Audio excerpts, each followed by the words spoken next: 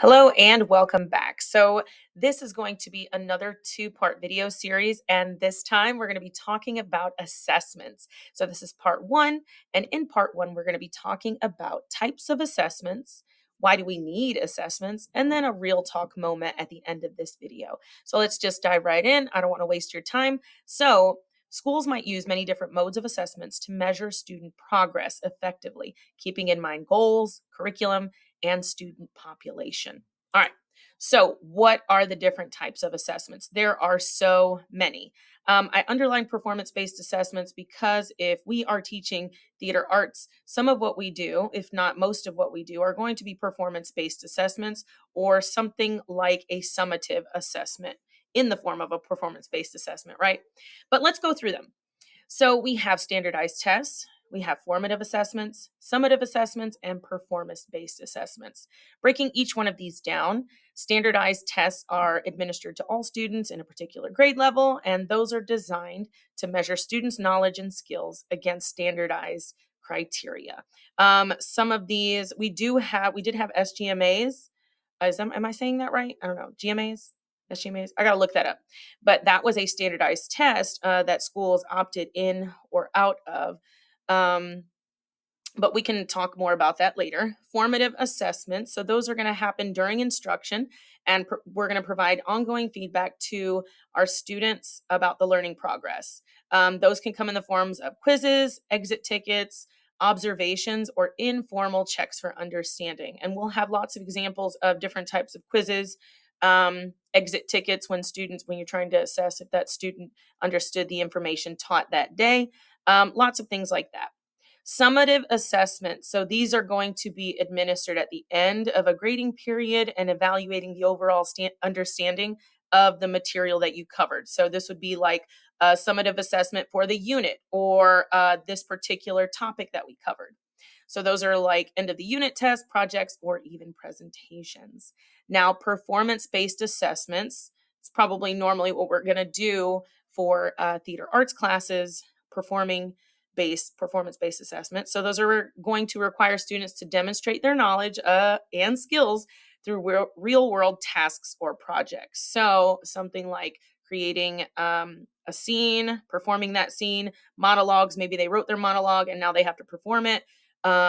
Research papers, or even oral presentations. And those we would have a rubric. I'm going to share with you a couple of rubrics for those things when it comes to um, getting the criteria for that. So I'll share a couple of things with you. I lost my words. Did y'all see that? Um, I was trying to think if there we go. That's why I was talking about that. So when it comes to performance-based assessments, I'm also going to provide you in video two some student critiques because that's something we also talk about. So that could be another way that you can assess the students based on how they critique each other, or even that grade can be dependent on the critiques for that project. All right, diagnostic assessments. So those are used to identify students' strengths and weaknesses at the beginning of a unit. So if we're getting ready to teach theater history, let's do a diagnostic assessment so then we can see what do my students already know, and you can create a starting point for that class. It's going to help tailor your instruction and meet individual students' needs. And diagnostic knowledge assessments or skilled placement tests. So maybe you have some students who are struggling readers or struggling to stay focused. We can create certain groups within our classes to help meet the needs of those students so then we can all be successful in learning. Then we have portfolio assessment. So this is going to be collecting and evaluating samples of student work over time. So this can be lots of things that you do in class. I would keep everything, make it into a portfolio so we can practice doing that, especially if students are going to want to make theater arts a possible career path, just setting them up for that. So things like various student work, such as writing samples, artwork, multimedia projects, headshots. Maybe they worked on a headshot already and put the information on the back of it if you went over that. Digital artwork. I know I have students create digital posters, digital advertisements for shows and programs. So that can all be a portfolio assessment. Photos of students on stage in plays and musicals. This can all be a part of their portfolio. Let's see. And then it's really nice. I'm sorry. It's really nice for students to be able to go back and see all of this great work in one portfolio, in one place, and just for them to feel a sense of accomplishment at the end of the year. I think that's important. Observational assessments. This is something we do. I feel like we do quite often. So it's observing students' behaviors, interactions, and performance in various contexts to gather information about their learning development. So um, if we are working on tableaus or pantomime, it can be a quick observational assessment. Is this student acting without words? Are they explaining? Are they doing their pantomime in a clear, decisive way so the audience can understand what they're doing, right? So these things might be anecdotal notes or records, behavior checklists, or structured skills observations. So maybe you have a checklist. This is what I require for my scene, the scenes that they're performing. This is what I require for if they understand tableaus, right? And it could even be, I know we all have clipboards that we have a student roster on. It can even be little marks that you're making on your roster, little anecdotal records. Last but not least, for assessments, we have alternative assessments. So these are going to be non traditional methods for assessing student learning, such as performance tasks, simulations, or project based assessments.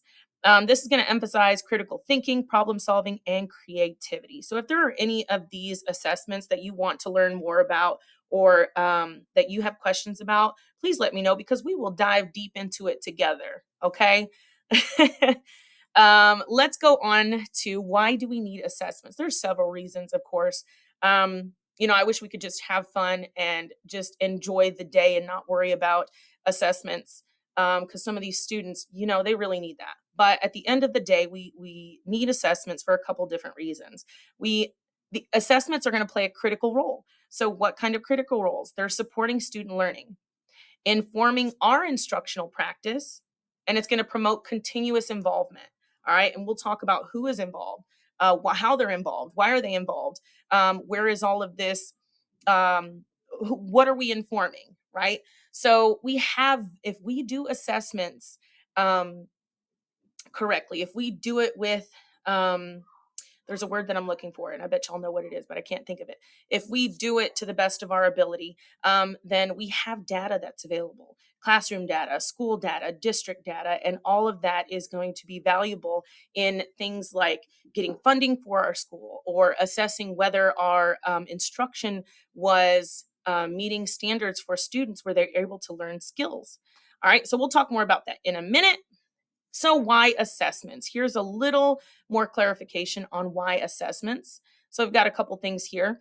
We're monitoring student progress, right? So, if a student was not very good at, let's see, playwriting at the beginning of the school year, and then we do activities throughout the school year, and then we see it at the end of the school year, maybe we can monitor that progress. There's also really awesome free charts online where students can monitor their own progress. There's charts and little data sets that you can print out, and you can do it really colorful in like bar graphs.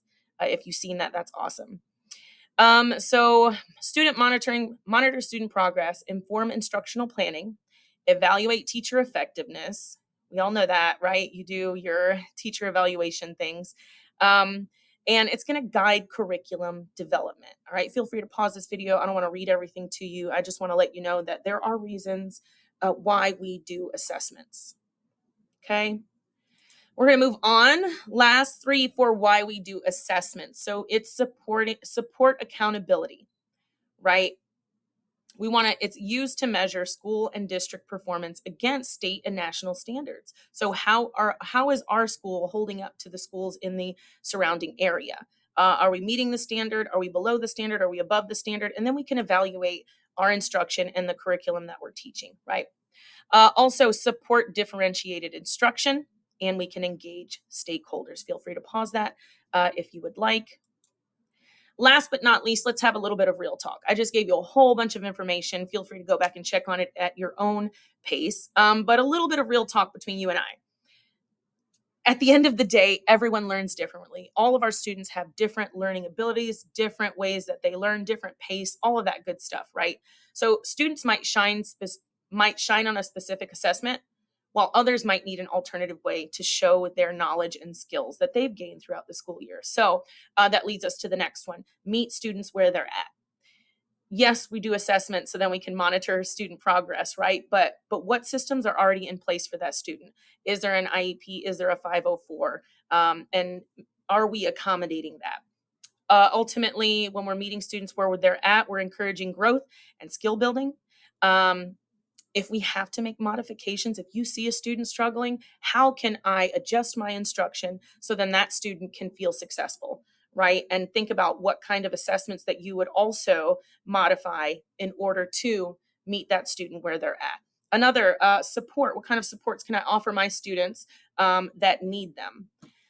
Communication is what it boils down to, right? You communicating with, I have parents and students here, but also communicating with the teachers of the students, right? Because you don't have your own, depending on how your school is run. You may have one homeroom class, you may not. They probably have other homeroom teachers, but just everybody communicating on how we can help these students be successful, and then how those assessments can show evidence of that success in the theater classroom, right? I hope this video was helpful, breaking some things down. Um, that's all I have for you today. Please check out part two and check out some actual assessment samples and examples that you can use in your classroom. Thank you guys. I hope to see you in part two.